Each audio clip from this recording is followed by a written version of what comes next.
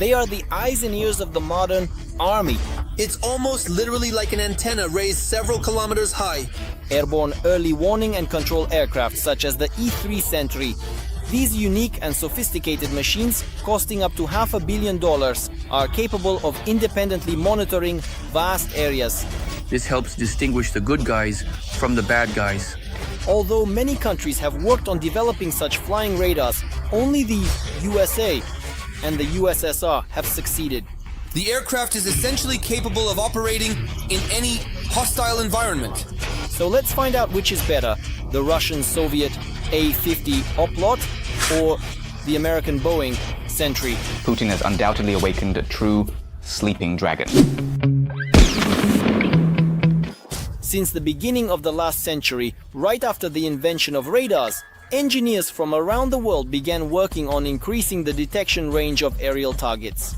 On the ground, radars, although they showed excellent results, were limited by terrain and various interferences. The sky is a different matter. By lifting the radar into the air, its effectiveness increased manifold, as did its tactical range.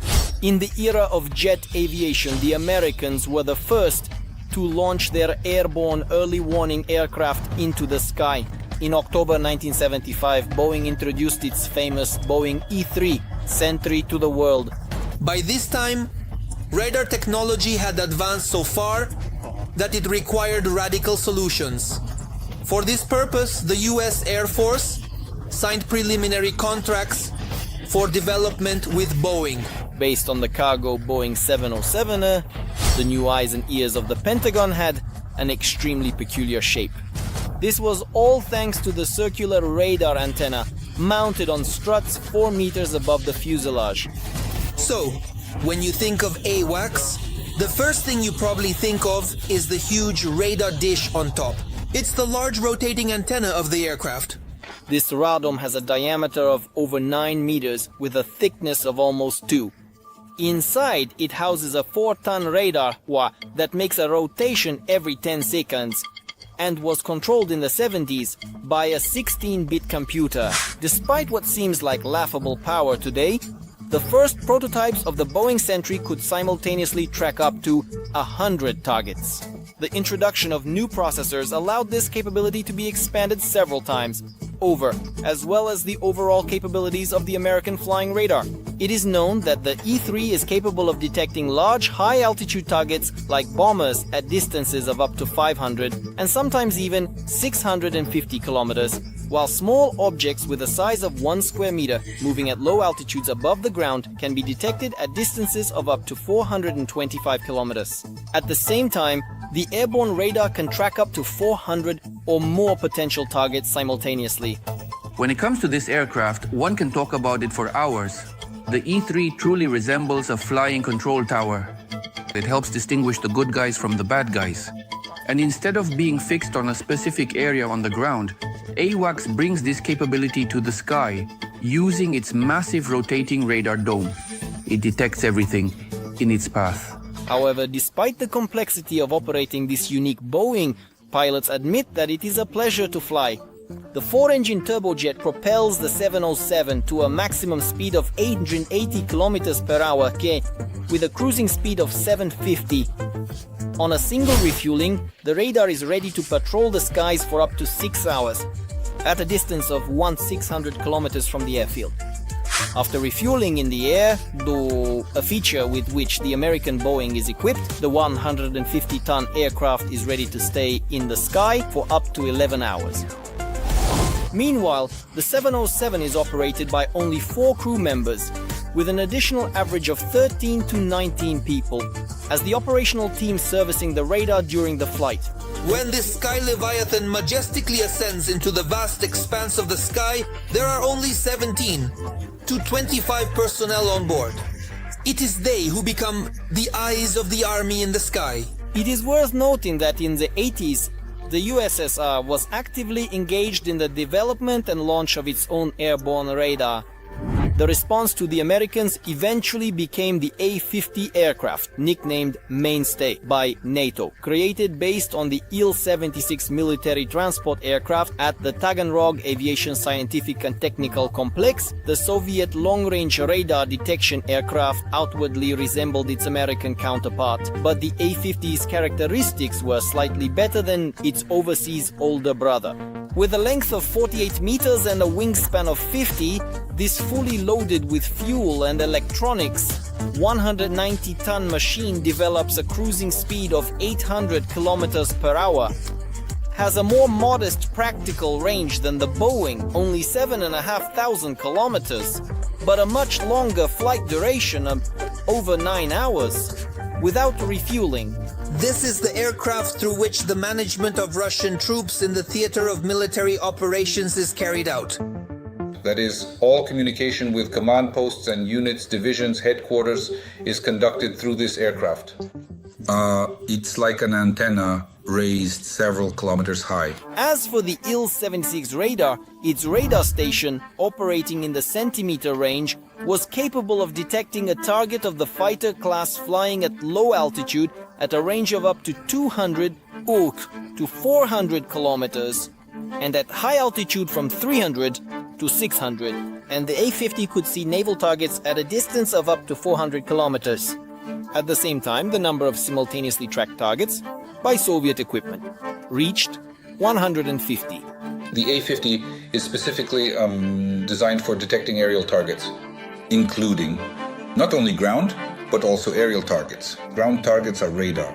Active and aerial targets are fighters. The A-50 also served as an airborne command post used for alerting troops about the aerial and surface situation and for controlling strike aviation. Its range of vision, I believe, if I'm not mistaken, is about 600 kilometers when it is airborne.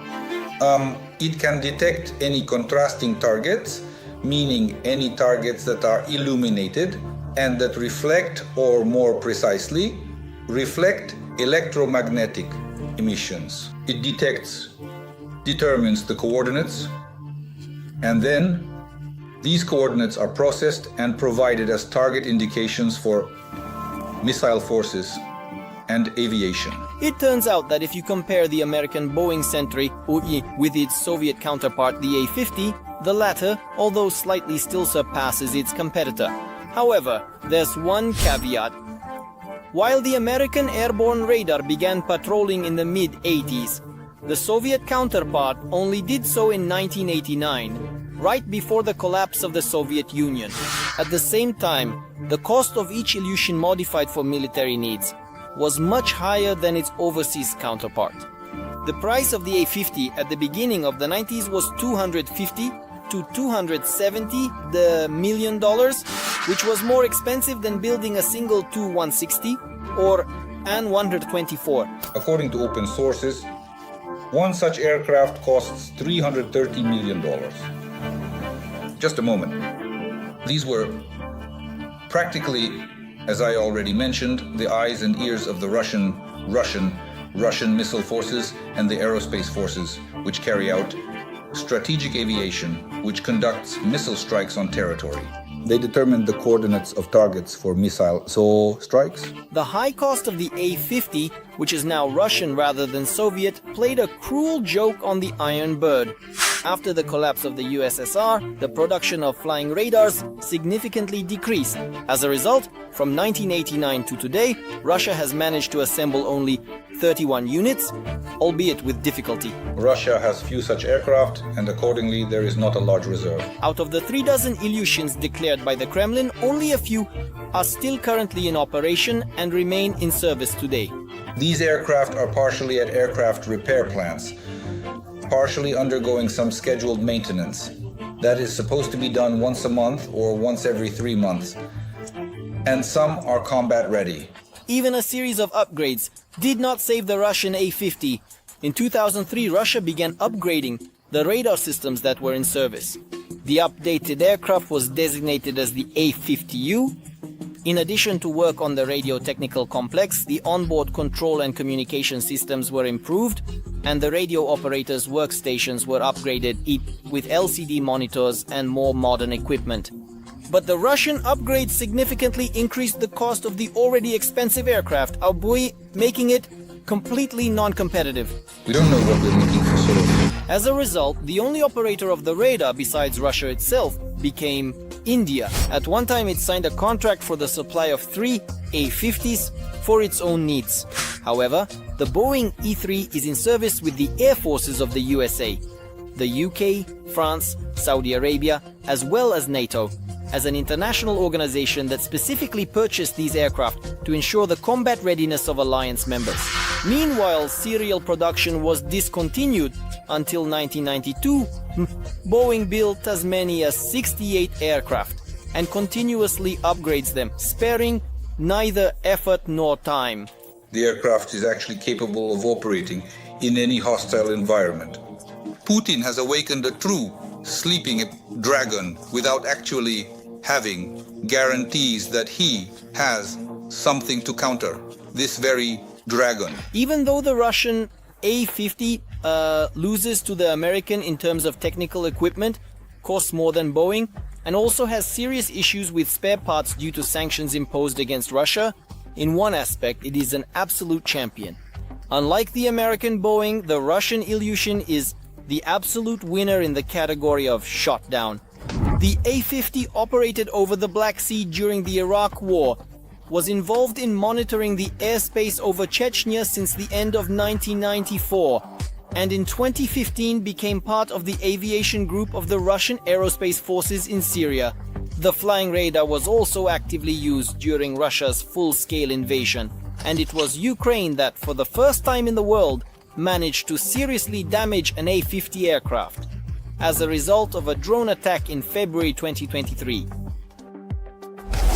Almost a year later, in January 2024, Ukrainian defenders managed to shoot down a second aircraft over the Sea of Azov, and a month later, a third aircraft of the latest A-50U modification, which had rolled off the production line only in 2019, fell in the Krasnodar region. We are world record holders. Firstly, record holders, because for the first time such an aircraft of this type was hit in the air. This is a world record. No one else has done this so far. Well, our second record is that this is already the second aircraft of this type shot down in the air by our air defense systems. That's all. Did you like the video? Give it a like. Write in the comments about which weaponry you would like to learn in the next episode, and don't forget to subscribe to the channel so you don't miss new episodes of Arsenal. Russia is losing the war in Ukraine and is gradually beginning to plead for mercy. It seems that things are going terribly wrong for the Kremlin. It has come to the point where even the bunker leader has started complaining about Western weapons, against which his much vaunted army is simply powerless. Regarding the supply of weapons. The supply of weapons to the conflict zone is always bad. Meanwhile, our Western partners continue to give Putin more and more seemingly increasing reasons to panic. Europe has started ramping up in terms of military technical assistance to Ukraine, including weapons. The United States is not lagging behind either. The latter not only supply us with ammunition and equipment, but in the literal sense of the word, they are handing over to the armed forces of Ukraine the latest developments of the American military, to which the Kremlin simply has no counter. And this is a very serious and very dangerous step. What is this incredible advanced weaponry that makes the bunker dwellers truly tremble, and what is modern foreign equipment indeed capable of in the skilled hands of our defenders? All about this in today's Arsenal. Spoiler: for the Russians on the front, this news will be explosive. The armed forces of Ukraine can boast another military upgrade from our allies.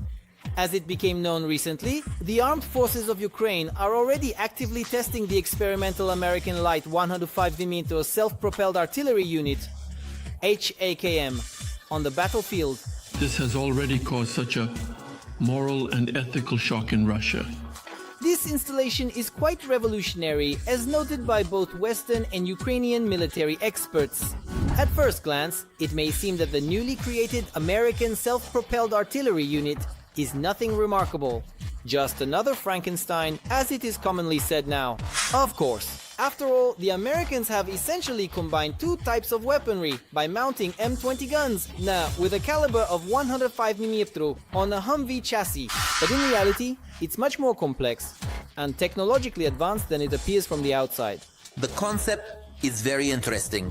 The platform is equipped with a computerized fire control system that allows for very quick targeting of the enemy. A speed radar assists with this, and there is also direct fire observation. Let's take a moment to focus on the 105mm gun itself and its equipment. With a length of over 5 meters, the gun weighs only 1,100 kilograms. This is precisely what allows it to be mounted on any light platform. Since the American self-propelled artillery unit is completely new, it incorporates all the advanced technologies of the USA. HACM has the capability for direct fire through a sight with a digital camera, combined with a digital battle management system. This capability allows the personnel to be protected from direct enemy fire. It's worth pausing on this point separately. It is important for many of our clients, and the further we go, the much more it becomes.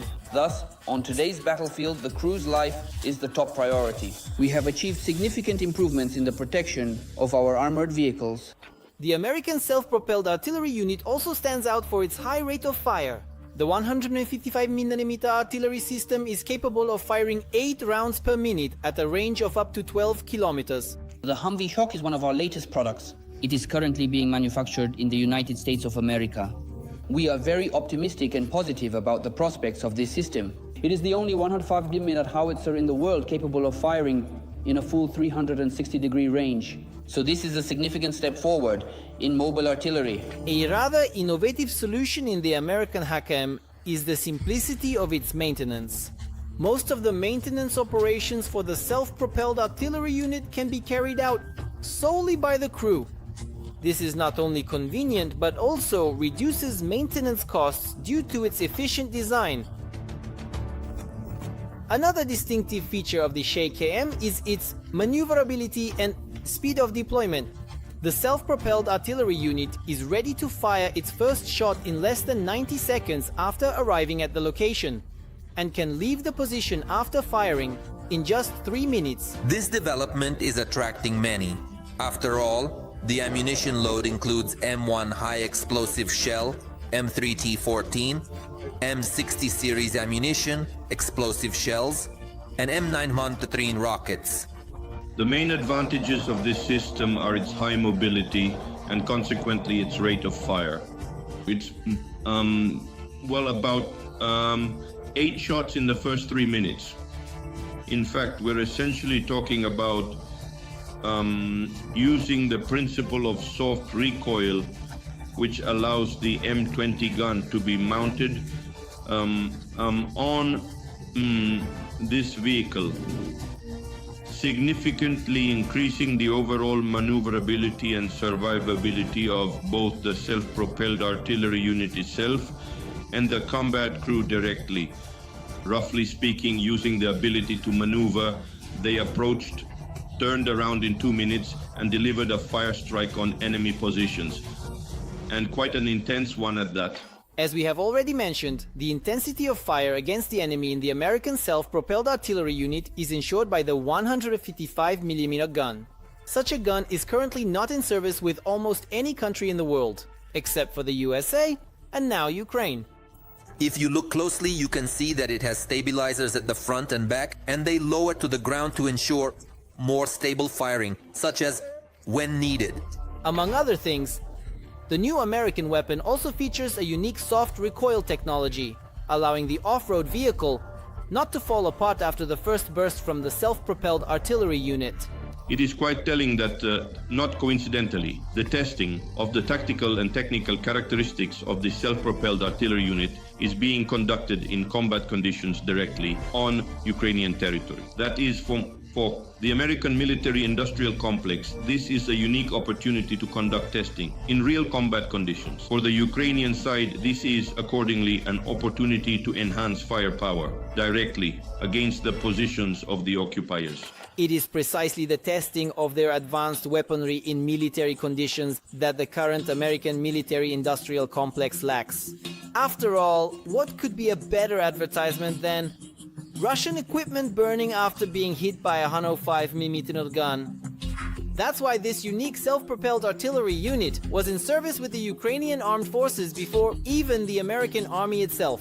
I will tell you about a recent experience. We recently delivered a 105mm self-propelled artillery system to Ukraine. We sent it to Ukraine on April 26th and spent 2 weeks training them on how to use it, after which the Ukrainian armed forces immediately began testing it.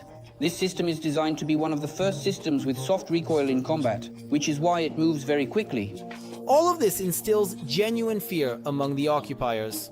After all, the Russians have nothing to counter modern American technology. They have long since taken out all the old junk from storage, even from World War II times. With such outdated equipment, as they say, Heike has a short conversation. Did you like the video? Then don't forget to give it a like. And also, please write in the comments, what other weapons would you like to hear about in future episodes? And of course, it wouldn't hurt to definitely subscribe to our channel, so you don't miss new episodes of Arsenal. Putin lost the war in Ukraine. It seems even the bloody dictator himself realizes this now. We were deceived. We were blatantly lied to. We were just led by the nose, deceived. We were simply duped, fooled like a simpleton. We were just swindled. The much-vaunted Russian air defense indeed certainly turned out to be less effective. After all, it was worse than a sieve. The Kremlin's Panzer S-300, S-400, and even the latest S-500 systems, which Putin boasted about not long ago, are unable to withstand the swarms of Ukrainian drones. Now they have classic Russian bravado multiplied by an infernal horror, you know? As a result, in order to protect Kyiv, at least himself, Putin is literally filling up everything around his residence with all possible new air defense systems. However, even they will not save the bloody dictator from inevitable and ultimate retribution, especially after the latest weapon, which truly has no analogs, appeared in the hands of Ukrainian defenders. And this creates serious prerequisites. What exactly is this ammunition that makes all the Russian generals tremble? Who shared the unique technology with official Kyiv, and how are our defenders using the gained advantage on the battlefield? All about this in today's Arsenal. The United States of America. Rightfully, the army of this country is considered the strongest and most advanced in the world. The United States Air Force currently has over 13,000 aircraft in service. This is more than the armies of all other countries combined. And the Pentagon's defense budget amounts to $770 billion a year. But even with all this potential and capability, the American military was not the first to acquire the development that will be discussed. And this is despite the fact that the unique weapon will be manufactured in the USA.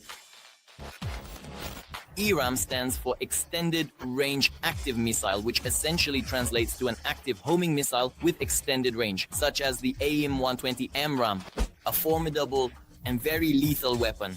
American engineers have been working on its development for more than a year. This solid missile is ready to strike the enemy at a distance of up to 400 kilometers. We're talking about the capability of using this munition at a distance of up to 400 kilometers, somewhere around 400 kilometers.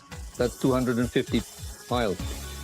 And it should be carefully and thoroughly noted that this particular type of military munition, called the extended range attack munition, that is a munition specifically and meticulously designed for attacking military missions with extended range in various combat scenarios. With a warhead weight of 260 kilograms, the missile can easily reach a speed of 763 kilometers per hour. Impressive, but admit it, not outstanding characteristics. So what makes this munition so dangerous for Putin?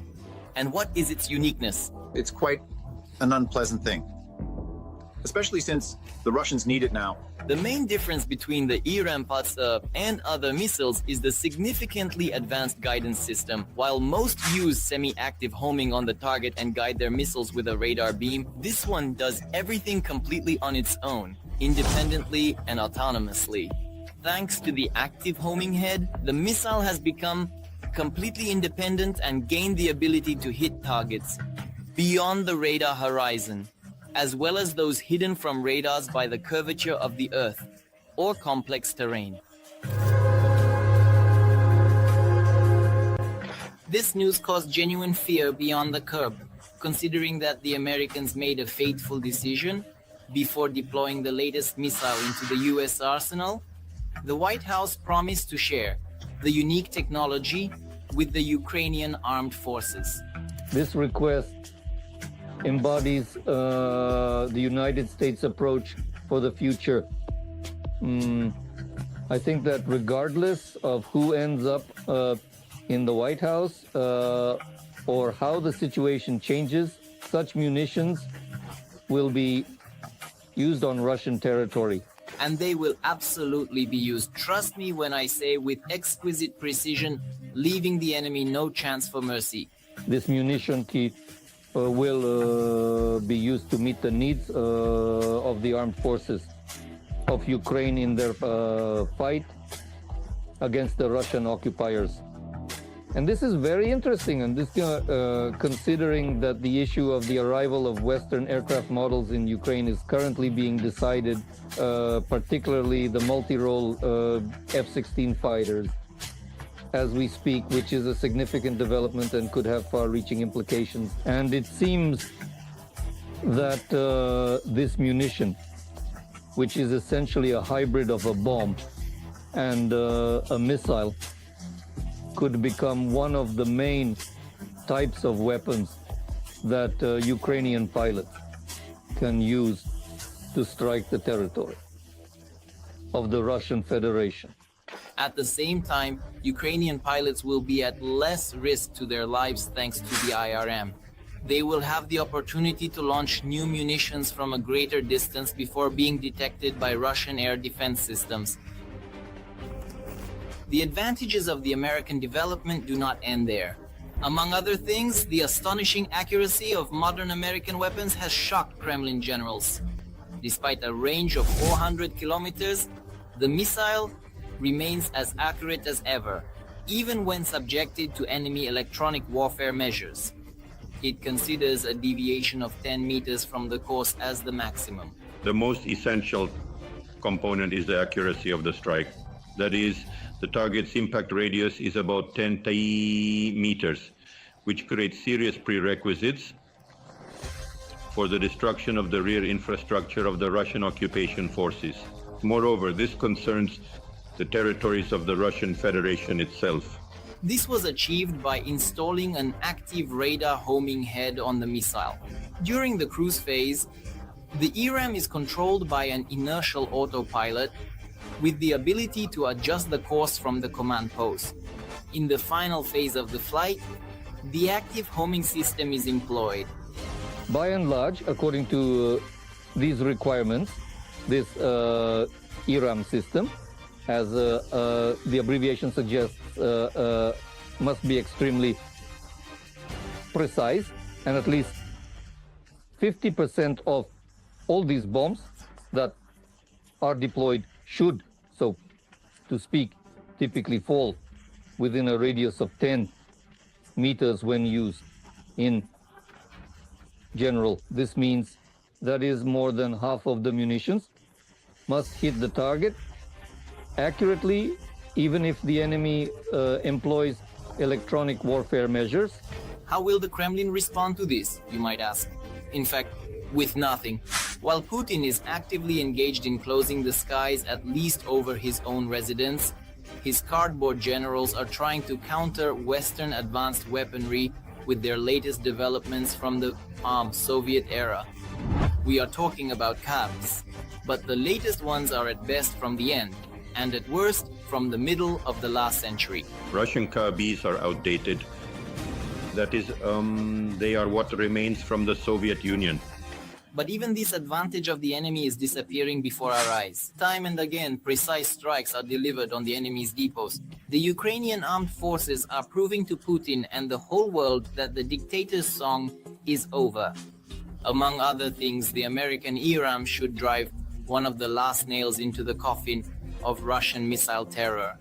In addition to its accuracy, the overseas missile can also boast of being inexpensive.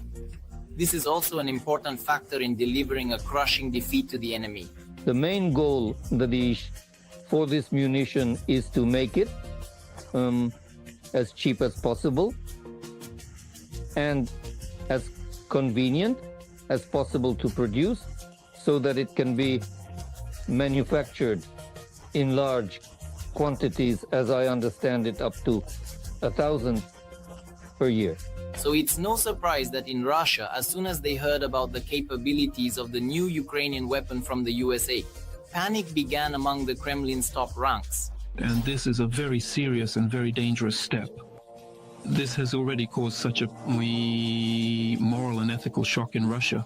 You must agree, such news cannot help but please. After all, if the enemy is so panicked about their own skin just from hearing about the delivery of new weapons to Ukraine from partners, one can only imagine what will happen to them after the use of modern ERAM on the warehouses and airfields of the Russian Federation. We will eagerly await that day, and we'll definitely tell you about the first successes from the front. In the meantime, don't forget to like this video and write in the comments about which other weapons you would like to learn more about. And most importantly, subscribe to our new Arsenal channel. The link is in the description below the video.